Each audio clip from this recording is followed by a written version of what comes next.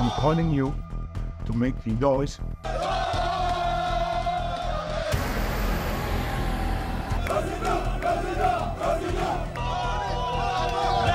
24 heures. Il aura fallu 24 heures au Gabon pour mettre un terme au règne sans partage de la famille Bongo. On est content. On veut le changement dans ce pays. On ne veut plus être malmené. On ne veut plus être en esclavage. Le changement, c'est maintenant, c'est fini. 60 ans de dictature. Amen. Avant Ali Bongo, son père a dirigé le Gabon du 2 décembre 1967 au 8 juin 2009.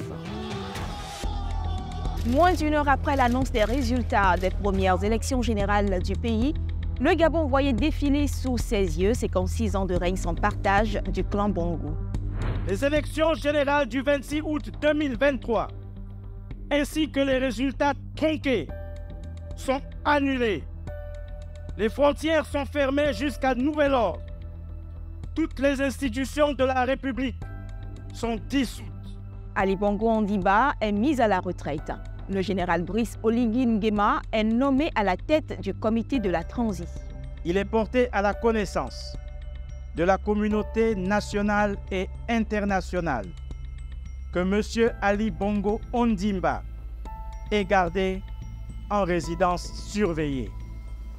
Il est entouré de sa famille et de ses médecins.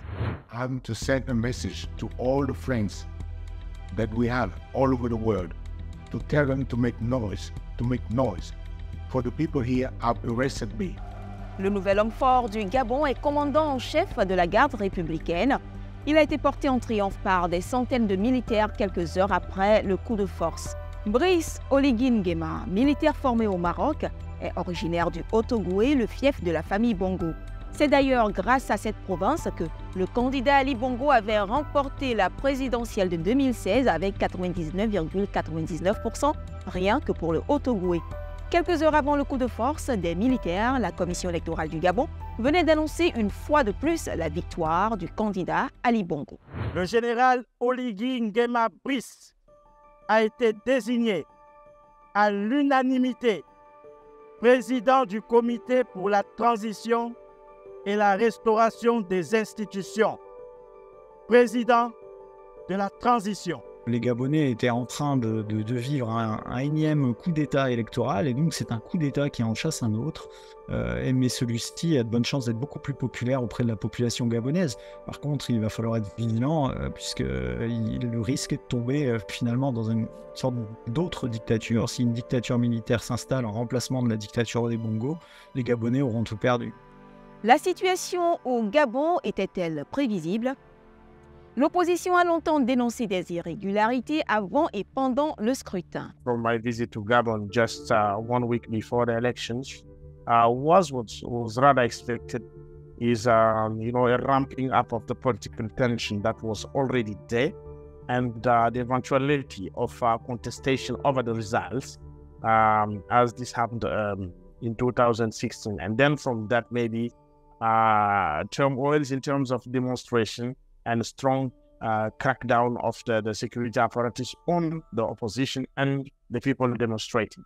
But a reaction as fast as that one, I mean, just some hours after the announcement of the elections, to me was not really something that I could expect. On voit qu'on a une contestation populaire très forte des liens avec la France des différents régimes qui sont renversés.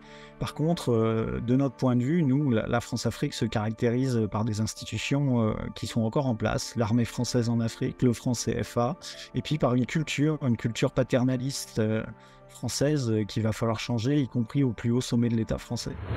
Le coup de force militaire au Gabon est le dernier d'une longue série de prises de pouvoir militaire sur le continent. Niger, Mali, Guinée. Il y en a eu 2 au Burkina Faso en 2022, ainsi que des tentatives de coup d'État manquées en Guinée-Bissau, en Guinée et dans la nation insulaire de Sao Tomé et Principe.